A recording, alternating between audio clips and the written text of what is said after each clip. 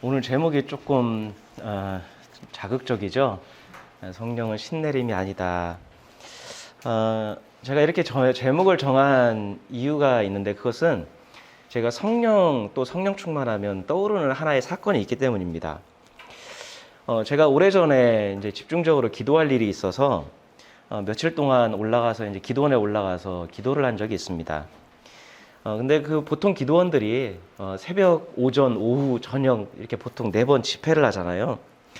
근데 저는 사실 이게 좀 부족해서 그런지 기도원 집회를 별로 안 좋아합니다. 그냥 저는 조용히 묵상하고 기도하고 하는 걸 좋아하기 때문에 집회는 참석하지 않고 혼자 기도원에 있는 기도굴에 들어가서 기도하거나 아니면 숙소에서 묵상하거나 이제 그렇게 며칠을 지냈습니다. 그런데 하루 저녁은 이제 저하고 이제 같은 교단에 있는 목사님이 강사로 오신다고 해서 이제 호기심에 이분은 또 어떤 말씀을 어떻게 하실까라는 생각에 이제 집회에 저녁에 참석하게 됐습니다. 가보신 분은 알겠지만 기도원 집회가 굉장히 뜨겁죠. 막 열정적으로 찬양하고 기도하고 확실히 뜨거웠습니다. 그리고 이제 기도원에 온 분들 대부분은 이제 어떤 문제를 갖고 있는 분들이잖아요. 질병이나 또 가정의 문제나 사업이나 어떤 어려움에 처한 분들이 그걸 해결받기 위해서 기도하러 온 분들이라 뭔가 이제 평소에 어떤 집회와는 다른 분위기였습니다.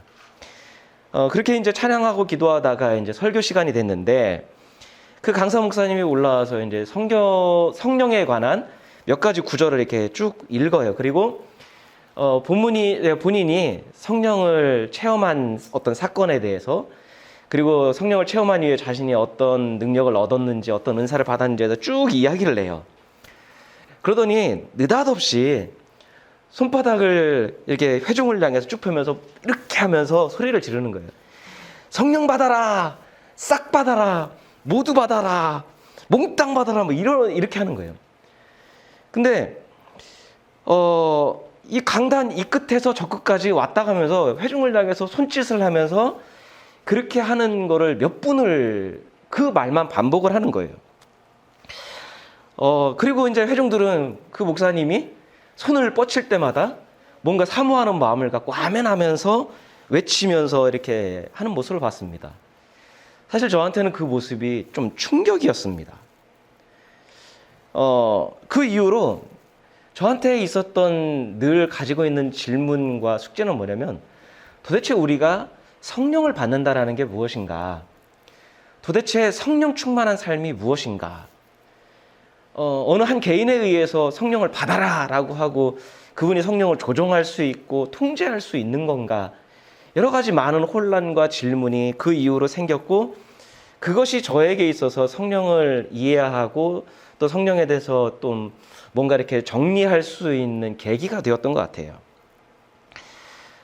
우리가 그 사건을 우리가 떠올리면서 하나 우리가 생각해야 될 것은, 많은 어떤 교회와 신자들은요, 성령을 우리가 받는 것, 성령이 임재하시는 것, 그리고 성령의 임재를, 성령 충만을 경험하는 것을 일종의 어떤 신내림으로 생각하는 것 같아요.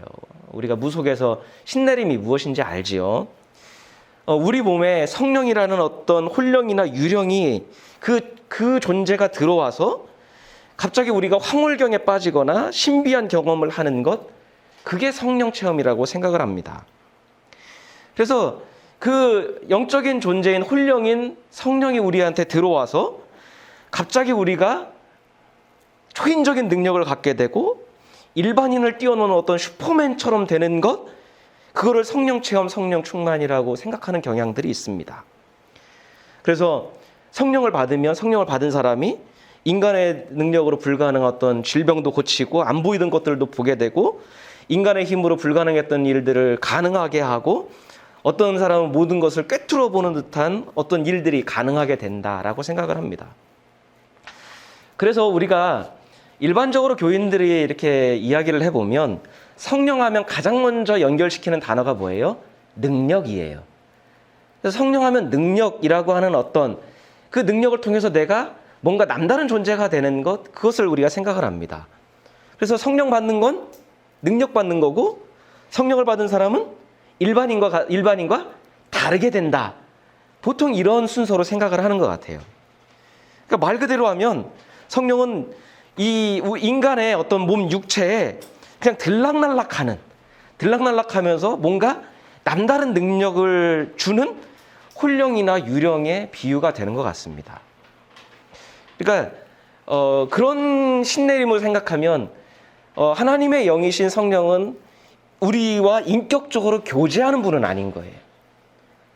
그러니까 그런 존재로밖에 생각이 안 되는 겁니다. 다음 주일이 성령 강림 주일입니다. 그러니까 제 기억에는 항상 성령 강림 주일은 5월 마지막 정도였는데 6월 달에 성령 강림절이 있었던 거는 제 경험상 제 기억으로는 처음인 것 같아요. 성령 강림 주일로 우리가 사도행전 2장에 나타난 그 성령의 임재 강림 사건을 기념하는 절기로 교회력으로 우리가 생각하면 부활주일부터 시작을 해서 7주가 지난 다음이 바로 성령 강림 주일입니다. 그래서 교회력에서는 항상 부활절 이후에 7주가 지난 다음에 성령 강림 주일을 지키는데요. 우리가 사도행전 2장의 성령 사건을 보통 또 뭐라고 이야기하죠? 오순절 성령 강림이라고 합니다. 오순이 뭐죠? 50일. 그러니까 7주가 지나니까 7, 7이 49. 그래서 오순절 성령 강림 사건이라고 이야기를 합니다. 그래서 성령 강림 주일이 이제 다가오니까 제가 말씀을 준비하면서 성령에 대한 어떤 바른 이해를 우리가 갖는 것이 바른 신앙을 갖는 데 도움이 되겠다. 신내림과 같은 어떤 것으로 우리가 성령 강림을 이해하기 시작하면 거기에서 우리가 신앙이 빗나갈 수 있겠다라는 생각이 있어서 함께 나누려고 합니다. 그래서 오늘은요, 성령께서 어떤 일들을 하시는지 성경의 어떤 여러 기록들을 살펴보면서 개론적인 이야기를 하고 다음 주부터는 성령의 9가지 열매가 있잖아요. 그러니까 결국에는 성령을 통해서 우리의 삶이 어떻게 변화되는지 구체적인 것을 기록하는 게 성령의 9가지 열매인데 성령께서 하시는 일이 무엇인지를 성령 충만한 삶이 무엇인지 좀 살펴보려고 합니다. 우연인지 또 필연인지 모르겠지만 또 오늘 집사님이 마침 또 성령의 열매에 대해서 기도 중에 언급을 하시더라고요. 그래서 우리 업계에서는 이런 걸 보통 서로 하나님께서 통하게 하셨다. 그동안 기도에 그런 내용을 언급 안 하셨는데 이게 설교 내용이 유출이 된 건지 집사님이 뭔가 영빨을 받으신 건지 좀 통하는 면이 있어서 참 위로가 됐습니다. 참고로 제가 이게 이 성령의 9가지 열매에 대해서는 예전에 있었던 교회에서 한번 정리할 기회가 있었고 설교를 했었고요.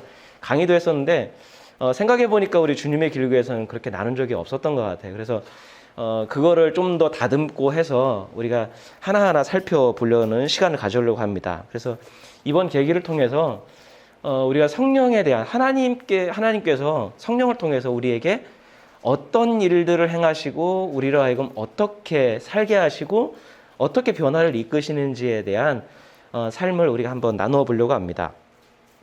아까 말씀드렸던 것처럼 그리스도인들이 성령하면 가장 먼저 떠올리는 사건은 뭐죠? 어디에 있는 거죠? 사도행전 2장에 있는 것을 무조건 거의 연관을 시킵니다. 그러니까 사도행전 2장에 있는 사건을 토대로 성령을 이해를 해요. 문제는 뭐냐면 사도행전 2장에 있는 것으로만 성령을 이해하는 경향이 너무 강하다는 거예요. 자, 그러니까 엄밀히 말하면 이해라기보다는 오해라고 할 수 있어요. 우리 사도행전 2장 2절의 4절 말씀 한번 같이 읽겠습니다. 그때 갑자기 하늘에서 세찬 바람이 부는 듯한 소리가 나더니 그들이 앉아있는 온 집안을 가득 채웠다. 그리고 불길이 솟아오를 때 혓바닥처럼 갈라지는 것 같은 혀들이 그들에게 나타나더니 각 사람 위에 내려앉았다. 그들은 모두 성령으로 충만하게 되어서 성령이 시키시는 대로 각각 방언으로 말하기 시작하였다. 자, 대부분의 우리가 성령하면은 먼저 떠오르는 것은 이 구절이에요. 그래서 그리스도인들 특히 한국교회에서는 성령하면 제일 먼저 떠오르는 연관시키는 게 뭐예요? 불. 작년에도 제가 말씀을 전한 기억인데 불 떨어지는 거, 불 받는 거를 연관을 합니다. 그리고 그 증거로 나타나는 거를 불 받으면 뭐예요? 방언이 터진다. 거의 공식처럼 생각을 합니다. 그래서 성령을 체험한 사람들의 이야기를 들어보면 거의 99%는 몸이 뜨거워졌다는 경험을 하는 것 같아요. 하늘에서 불덩어리가 기도 중에 자기에게 떨어졌다. 성령을 받고 몸이 너무 뜨거워서 대굴대굴 굴렀다. 그냥 무조건 성령하면 불로만 연관을 시키는 경향이 있습니다. 근데 과연 그럴까? 근데 사실 저도 한때는 그런 이해를 갖고 성령을 충만한 삶을 사모하면서 정말로 기도하면서 뭘 해요? 성령을 받으려면 뭔가 어디에서 불덩어리가 안 떨어지나 그런 기대감을 갖고 기도를 했던 것 같아요. 근데 성경을 보면서 제가 깨닫는 것은 성령은 불덩어리도 아니고요. 방언은 성령께서 하시는 수많은 사역 중에 단 하나에 불과하다라는 사실입니다. 성령께서 우리의 마음을 뜨겁게만 아니라 차분하게 하시면 안 되는 건가요? 뭔가 바른 판단을 할 수 있도록 우리의 마음을 평안하게 하시면 안 되는 건가요? 위로를 주시면 안 되는 건가요? 그러니까 너무 한쪽으로만 우리가 가는 경향이 있대요. 자, 사도행전 2장의 성령 임재 사건도 자세히 보면 불덩어리가 떨어진 게 아니라 원어를 보면 불덩어리 같은 것이 보였다. 그러니까 개인적인 체험을 인간의 언어로 표현한 거예요. 그리고 그것이 모두 그 결과 방언을 받았다라는 것이 결론이 아니라는 거예요. 사도행전 2장의 끝부분에 가면 그런 사람들이 어떤 일을 행했어요? 그들의 마음에서 성령을 받자 두려운 마음들이 담대하게 되었고, 그리고 자기밖에 몰랐던 사람들이 서로를 섬기고 나누고 그러면서 진정한 믿음의 공동체, 그래서 우리가 흔히 얘기하듯이 교회라고 하는 공동체가 성령의 임재를 통해서 세워졌다라는 게 사도행전 2장의 성령 받은 결과예요. 근데 우리는 딱 방언에서 그치는 거죠.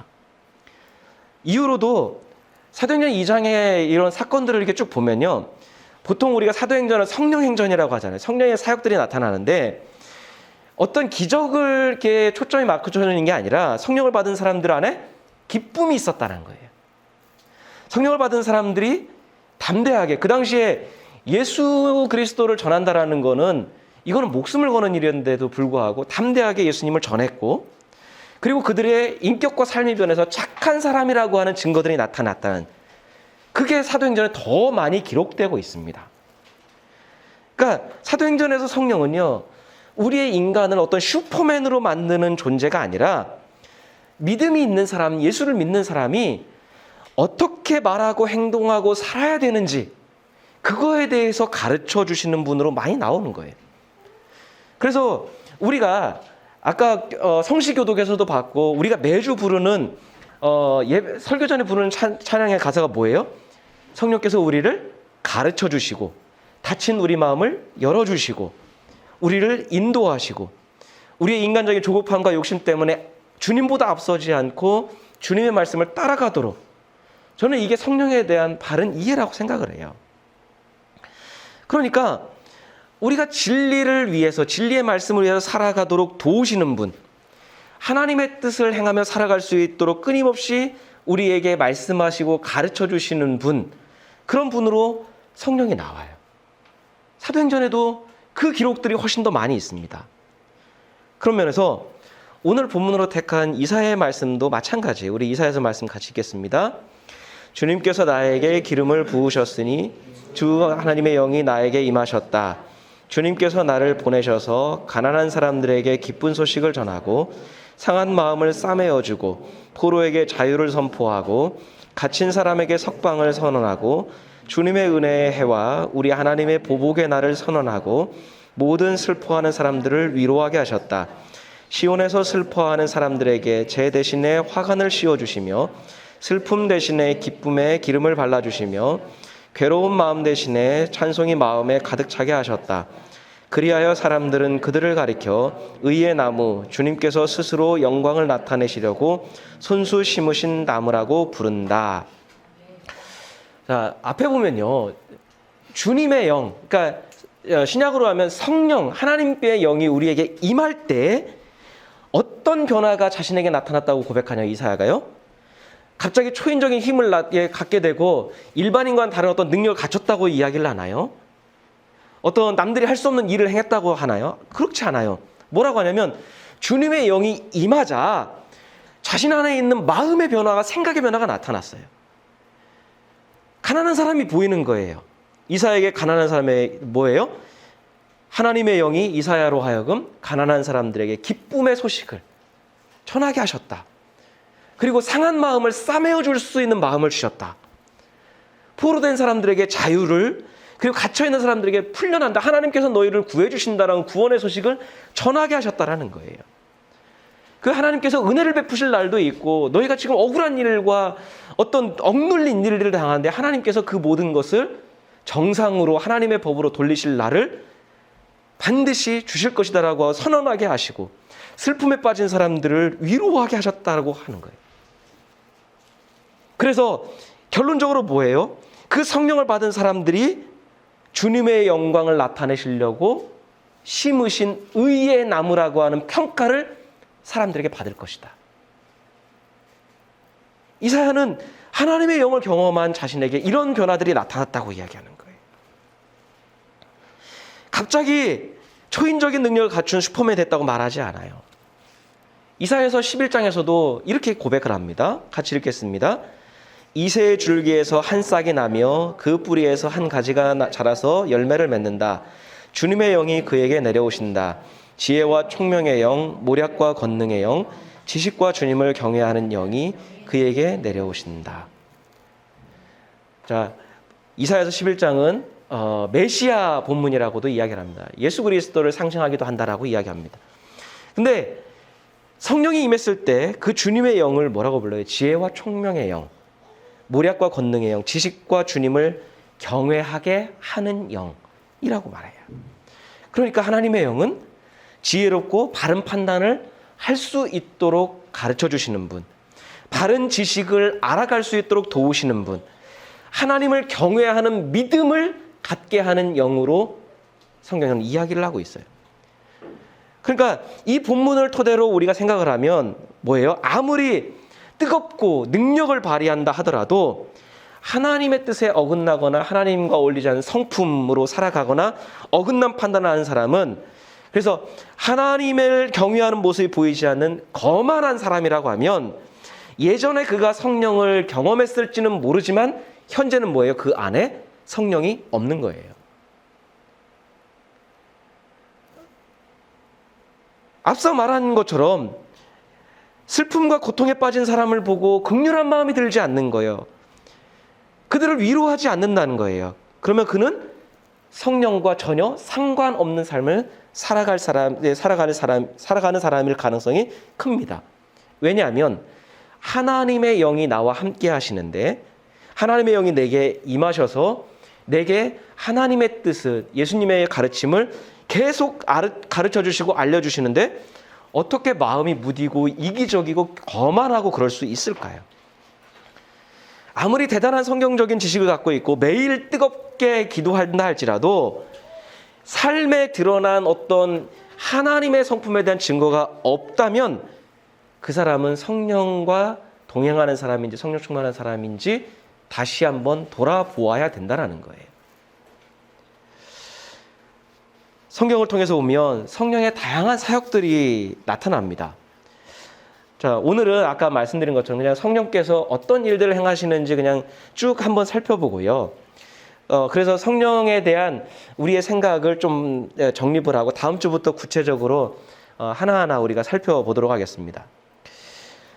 성령이 어떤 분인지, 성령께서 어떤 일들을 행하시는지 우리가 알아야 우리가 기도할 때 우리의 어떤 선택의 순간에 성령의 도우심을 우리가 구할 수 있고 하나님께서 우리 가운데 일하실 때 우리가 그것을 인지할 수 있기 때문이에요. 자, 예수님께서도 성령에 대해서 말씀하신 적이 있습니다. 우리 요한복음 말씀 같이 한번 읽겠습니다. 그러나 보혜사 곧 아버지께서 내 이름으로 보내실 성령께서 너희에게 모든 것을 가르쳐 주실 것이며 또 내가 너희에게 말한 모든 것을 생각나게 하실 것이다. 자, 예수님이 이제 십자가의 죽음에서 부활하시고 떠나시면서 예수님 대신에 누구를 보내요? 예수님이 이제 함께 할 수 없기 때문에 성령을 우리에게 믿는 자에게 보내신다고 하면서 성령께서 하시는 가장 두드러진 사역, 예수님이 직접적으로 언급한 성령의 사역이 뭡니까? 예수님께서 제자들에게 가르쳐 주셨던 그 가르침, 하나님 나라의 원리, 그것을 성령께서 이제 가르쳐 주시고 생각나게 하실 것이다 라고 하는 거예요. 자, 여기에 두드러져 나타난 단어가 보혜사, 은혜를 돕는 분, 은혜를 돕는 스승이라는 뜻이겠죠. 그러니까 보혜사라는 말이 그것을 드러내는 거예요. 이건 우리의 신앙생활에서 굉장히 중요한 사실입니다. 그러니까 성령이 아니고서는 우리가 하나님을 믿을 수 없다라는 거예요. 왜? 우리가 보이지 않는 하나님을 우리가 인간의 어떤 지성과 그걸로 어떻게 믿어요? 그 믿어지는 것은 성령께서 이미 우리에게 함께하고 계시다라는 거예요. 그러니까 우리가 어떤 뜨거운 체험이 없어도요, 이미 우리가 하나님을 믿기로 작정하고 예배에 참석하고 하나님 뜻대로 살기로 마음을 먹었다면 이미 성령께서 함께 하신다는 거예요. 왜요? 그게 가능하도록 하는 것이 성령이기 때문이에요. 또 성령께서는 뭐예요? 예수님의 가르침을 떠올리게 하셔서 우리의 기질은 어때요? 자꾸 나 중심으로 이기적인 욕망을 위해서 세상의 어떤 가치관에 쫓아내려고 할 때 우리로 하여금 계속 이야기를 하시는, 바른 판단과 결정을 하도록 도우시는 분이 성령이시라고 하는 거예요. 그러니까 성령이 없으면 우리의 갈등도 없어요. 왜요? 우리는 내가 원하는 것, 내가 갖고 싶은 건 나의 목표만을 향해서 갈 텐데 우리가 믿음 생활하면서 갈등이라는 걸 하잖아요. 왜 갈등할까요? 성령께서 우리에게 마음에 자꾸 알려주시니까 갈등이 되는 거예요. 이게 하나님의 뜻에 어긋나는데, 이건 예수님의 성품과 어울리지 않는데, 이게 믿는 자의 도리가 아닌데라고 하는 갈등을 일으키게 하는 건 뭐예요? 성령께서 우리에게 말씀하신다는 증거가 되는 거예요. 그리고 우리가 성령을 믿고 성령께 기도하면 성령은 우리로 하여금 어떻게 해요? 하나님의 자녀답게, 예수님의 제자답게 살아갈 수 있도록, 판단할 수 있도록, 행동할 수 있도록 우리를 도와주시는 보혜사라고 하는 거예요. 예수님이 우리에게 그렇게 말씀하셔요. 자, 그리고 예수님은 또 하나 말씀하신 게 우리가 성령을 받아야 되는 이유에 대해서 이렇게 말씀하신 적이 있습니다. 우리 요한복음 20장 같이 읽겠습니다. 예수께서 다시 그들에게 말씀하셨다. 너희에게 평화가 있기를 빈다. 아버지께서 나를 보내신 것 같이 나도 너희를 보낸다. 이렇게 말씀하신 다음에 그들에게 숨을 불어넣으시고 말씀하셨다. 성령을 받아라. 너희가 누구의 죄든지 용서해 주면 그 죄가 용서될 것이요 용서해 주지 않으면 그대로 남아 있을 것이다. 자, 예수님은 성령을 받은, 너희가 성령을 받아라. 아까 그 목사님하고 좀 뭔가 단어는 같지만 분위기는 완전 다릅니다. 예수님이 평안함 가운데서 성령을 받아라. 너희가 성령을 받아야 된다고 말씀하시면서 그 증거로 나타나는 게 뭐예요? 용서라고 하는 걸 말씀하세요. 자, 우리의 마음과 의지가 누군가를 증오하고 용서할 수 없을 때, 이게 정말 하나님의 뜻이 아닌 것도 알고 이게 그리스도로 이래서는 안 된다는 거 알 때 우리가 성령의 도우심을 구하며 기도하면 용서가 가능할 수 있도록 우리의 마음을 바꾸어 주신다라고 하는 거예요. 그리고 그 용서가 단순하게 내가 그 사람을 용서하는 게 아니라 그 사람이 현재 뭔가를 잘못하고 있다면 우리의 기도로 말미암아 그 사람도 하나님의 용서를 받을 수 있는 길로 바뀌어가고 인도될 수 있다고 하는 거예요. 그러니까 예수님이 성령을 말씀하시면서 성령의 증거 중 하나를 용서라고 말씀하고 계시는 거예요. 성령을 우리가 받아야 되는 이유 중에 하나를 너희가 그러면 용서하는 삶을 살 수 있기 때문이라고 말씀하는 거예요. 그러니까 이것만 봐도 우리가 성령을 받아야 되는 이유, 성령을 받으면 우리가 기대하는 어떤 현상과 사뭇 다르다라는 걸 우리가 느낄 수 있어요. 예수님이 직접 말씀하신 것 중에서도. 자, 그리고 나서 바울은 성령께서 하시는 사역 중에 중요한 것을 이렇게 이야기를 합니다. 우리 로마서 말씀 같이 읽겠습니다. 이와 같이 성령께서도 우리의 약함을 도와주십니다. 우리는 어떻게 기도해야 할지 알지 못하지만 성령께서 친히 이루 다 말할 수 없는 탄식으로 우리를 대신하여 간구하여 주십니다. 사람의 마음을 꿰뚫어 보시는 하나님께서는 성령의 생각이 어떠한지를 아십니다. 성령께서 하나님의 뜻을 따라 성도를 대신하여 간구하시기 때문입니다. 성령께서 우리의 연약함을 도우신대요. 우리의 연약함은 뭐죠? 때로 우리가 좌절합니다. 힘이 없습니다. 실패합니다. 낭망합니다. 삶의 의욕을 느끼지 못합니다. 무기력합니다. 그 우리의 연약함을 도와주신다고 하는 거예요. 우리가 힘을 낼 수 있도록 때로는 위로하시고 격려하시고 소망을 주시고 그런다라는 거예요. 그리고 또 우리의 약함이 꼭 그런 연약한 모습만은 아니겠지요. 좌절하고 고난에 힘이 빠진 모습만이 약함이 아니라 인간의 가장 큰 약함이 뭘까요? 하나님의 뜻보다 자기 뜻을 고집하는 것도 연약함이 아닐까요? 내가 하나님 믿고 사는데 하나님 뜻을 따라서 그것을 믿음으로 이렇게 살려고 하기보다 내 뜻, 내 고집, 내 욕심을 앞세우고 포기하지 못하는 것도 인간이 가진 가장 큰 연약함 중에 하나일 겁니다. 하나님의 성품을 따르기보다 자기의 이기적인 욕망에 집착하는 것도 또한 연약함일 겁니다. 그런데 우리가 우리의 연약함을 위해서 기도하면 우리를 도와주시고, 때로는 우리가 그 기도할 힘조차 없을 때는 성령께서 우리 가운데서 말할 수 없는 탄식으로, 안타까움으로 우리를 위해서 기도하신다라는 거예요. 그래서 우리가 성령 받기를 위해서 기도해야 되는 것이고 사모해야 되는 거예요. 하지만 이 모든 성령의 사역과 성령을 받아야 되는 이유는 하나의 목적으로 귀결이 됩니다. 그거는 결국에는 뭐예요? 하나님의 성품과 뜻을 드러내기 위해서인데, 바울은 그것을 한마디로 뭐라고 이야기하냐면 공동의 이익을 위해서다라고 이야기를 합니다. 우리 고린도전서 12장 말씀 같이 읽겠습니다. 각 사람에게 성령을 나타내 주시는 것은 공동 이익을 위한 것입니다. 어떤 사람에게는 성령을 통하여 지혜의 말씀을 주시고, 어떤 사람에게는 같은 성령을 따라 지식의 말씀을 주십니다. 어떤 사람에게는 같은 성령으로 믿음을 주시고, 어떤 사람에게는 같은 성령으로 병 고치는 은사를 주십니다. 어떤 사람에게는 기적을 행하는 능력을 주시고, 어떤 사람에게는 예언하는 은사를 주시고, 어떤 사람에게는 영을 분별하는 은사를 주십니다. 어떤 사람에게는 여러 가지 방언을 말하는 은사를 주시고, 어떤 사람에게는 그 방언을 통역하는 은사를 주십니다. 이 모든 일은 한 분이신 같은 성령이 하시며 그는 원하시는 대로 각 사람에게 은사를 나누어 주십니다. 자, 분명 성령께서 하시는 이 사역 중에는 기적이라는 부분이 존재를 합니다. 그 성령을 받은 사람들이 하는 간증이 어떤 허황된 지어낸 말은 아닙니다. 성령을 경험할 때 그런 은사들을 경험한 것들이 있고, 그런 것들이 우리에게 무든으로 목도되는 일들도 분명히 있습니다. 그러니까 신자들이 기대하는, 성령을 받으려고 하면서 기대하는 그런 기적, 예언, 방언, 병 고치는 일들이 분명 우리에게 일어나요. 그리고 성령은 우리에게 바른 지식도 가르쳐 주시고 지혜로운 판단을 할 수 있도록 도와주십니다. 근데 이게 어떤 사람에게는 어떤 사람에게 이게 말씀하신 게 뭐예요? 각 사람에게 주시는 그 성령의 경험이 다르다는 거예요. 천편일률적이 아니라는 거예요. 모든 사람이 방언 받는 것도 아니고요. 모든 사람이 예언하는 것도 아니고, 모든 사람이 병 고칠 수 있는 것도 아니에요. 개인에게 주십니다. 그런데 이 모든 성령의 사역에 지향하는 바가 뭐예요? 그 개인의 영달을 위해서가 아니에요. 이 모든 성령이 지향하는 바예요. 성령을 나타내 주시는 것은 하면서 뭐라고요? 공동의 이익을 위한, 공동체를 위한 것입니다. 공동체를 위한 것이라고 분명히 이야기를 해요. 그러니까 성령을 받은 사람들을 통해서, 그 경험들을 통해서 뭐예요? 하나님께서 하나님의 나라와 뜻, 하나님께서 이루시고자 하는 일들을 이루어 가시는 거예요.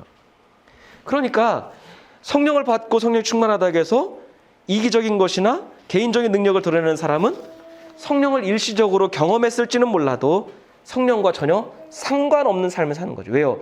성령이 지향하는 바는 우리의 그 경험을 통해 공동의 이익이, 타인의 이익이 세워지는 거예요. 공동체가 바로 세워지는 거기 때문이에요. 그러니까 우리가 성령께서 여기 주도적으로 하는 건 뭐예요? 성령께서 각 사람에게 그분의 뜻대로 나타내시는 거라고 해요. 그러니까 인간이 성령을 받아라 해서 줄 수 있는 것도 아니고 나눠줄 수 있는 것도 아니에요. 그거는 성령을 자신이 통제할 수 있다고 하는 거예요. 그래서 어떤 분은 그거를 성령 기술자들이라고 표현을 해요. 우리는 성령 안에서 그분이 우리에게 기도할 때 깨닫게 하시고 알려주시고, 때로는 우리에게 들려주시고 보게 하시는 것들에 대해서 하나님의 뜻으로 판단하고 우리는 순종하며 따라가고 그분의 은혜를 입는 것이지, 우리가 성령을 통제하거나 막 우리의 마음대로 뭐 주고 뺏고 할 수 있는 게 아니라는 거예요. 그냥 우리는 생각나게 하시면, 깨닫게 하시면, 그리고 그걸 하나님의 뜻이라고 알려주시면 우리는 그것을 행하는 거예요. 그 길을 따라가는 거예요. 순종하는 거예요. 우리는 그것을 통해서 하나님이 어떤 분인지, 예수님이 어떤 분인지 우리는 성령의 도우심과 인도를 통해 드러낼 뿐입니다. 성령을 받는다고 특별한 존재가 되는 게 아니에요. 성령을 받으면 지극히 상식적이고 정상적인 그리스도인의 삶이 가능해진다는 거예요. 그리스도인답게 살아갈 수 있도록 도우시는 분이 성령이시라는 거예요. 그것이 우리가 다음 시간부터 나눌 성령에 따라 살 때 우리가 성령의 열매를 맺는 삶이에요. 성령의 열매를 살펴보면요, 지극히 그리스도인다운 삶, 그리스도인이 추구해야 될 열매예요. 마지막으로 우리가 요한계시록에서도 보면 성령에 대해서 언급을 하면서 7교회에 대해서 이렇게 이야기하죠. 또 교인들에 대해서 이렇게 이야기합니다. 반복적으로 뭐가 나와요? 귀가 있는 사람은 성령이 교회들에게 하시는 말씀을 들어라. 요한계시록에 이 말씀이 굉장히 많이 나옵니다. 그러니까 성령이 강제적으로 귀에 대고 우리한테 막 소리치시거나 우리를 끌어가시거나 우리의 의지와 상관없이 우리를 함부로 다루시는 분이 아니라 우리에게 말씀하신다는 거예요. 계속해서. 그러니까 우리가 그분의 뜻에 귀를 기울이지 않고 우리가 기도하지 않으면, 우리가 의지적으로 성령께 집중하지 않으면 들리지 않아요. 왜요? 우리 안에는 수많은 음성들이 있습니다. 우리의 내면의 욕심과 탐욕과 우리가 지향하는 목표와 모든 것들이 있기 때문에, 하지만 우리가 성령께 귀를 기울여 들으면 하나님의 뜻을 가르쳐 주신다는 거예요. 우리가 판단할 수 있도록 도우신다는 거예요. 우리와 동행하신다라는 겁니다. 그러니까 우리가 인지하든 인지하지 않든 성령께서는 우리 안에서, 우리 삶에서 끊임없이 일하고 계시다는 사실입니다. 그래서 우리가 예수님을 믿으면서도요, 자기 뜻대로 살 수도 있는 거고요, 예수님의 제자로 살 수도 있는 거예요. 누구보다도 열정적으로 신앙생활하고 뜨겁게 기도하면서도 자기 고집과 욕망대로 살아갈 수도 있는 거고, 잠잠히 믿음을 따라 바른 길을 걸어가 하나님의 나라를 이루어가는 삶을 살 수도 있는 거예요. 참 성령께 귀를 기울이고 그분을 깨달으면 우리가 화려하지 않고 뭐 뜨겁고 막 이렇게 하지 않아도 하나님의 뜻대로 사는 삶이 가능하지만, 아무리 뜨겁게 기도하고 열정적으로 한다 할지라도 성령께서 우리에게 하시는 말씀을 우리가 듣지 못하면 그는 여전히 욕망 가운데 살아갈 수밖에 없는 거예요. 그러니까 성령은요, 무당들이 신내림 받는 것 같은 방식으로 신자들에게 임하지 않는다는 거예요. 갑자기 확 쑥 들어와서 함부로 다루시고 우리의 의지와 상관없이 그런 분이 아니라는 거예요. 가르쳐 주시는 분, 들려주시는 분, 인도하시는 분. 귀신이 사람을 마음대로 조종하는 것처럼 신자들을 함부로 마음대로 다루지 않으십니다. 성령은 동행하시고요, 성령은 가르쳐 주시고요, 성령은 깨닫게 하시고요, 깨달은 것을 행할 수 있도록 도와주시고 붙들어 주시고요, 때로는 우리가 힘이 빠져서 알지 못할 때에는 우리의 연약함을 위해 친히 기도하셔서 우리를 회복할 수 있도록 하시는 분이 성령이시라는 거예요. 그렇게 우리를 끊임없이 붙드시면서 우리가 하나님의 나라를 이루어갈 수 있도록, 하나님의 자녀답게 살아갈 수 있도록 우리를 인도하십니다. 열매를 맺도록 인도하시고요, 그 열매를 통해서 공동의 이익, 다른 사람, 우리를 통해서 많은 사람들이 위로받고 유익을 얻을 수 있도록 우리를 인도하신다는 거죠. 우리가 이제 그 길을 한번 배워보고 그 길을 한번 걸어보았으면 좋겠습니다. 그냥 나만을 위한 성령이 아니라 정말 성령 받으면 우리의 인격과 삶이 어떻게 변화하고 우리가 무엇을 추구하게 되는지를 우리 함께 경험해 보면서, 그 길이 힘들고 그냥 손해만 보는 길이 아니라 결국에는 그 성령 받은 사람이 가장 행복한, 가장 보람된, 가장 가치 있고 생명력 있는 삶이라는 사실을 우리가 하나하나 차근차근 같이 배워갔으면 좋겠습니다. 우리 같이 기도하겠습니다.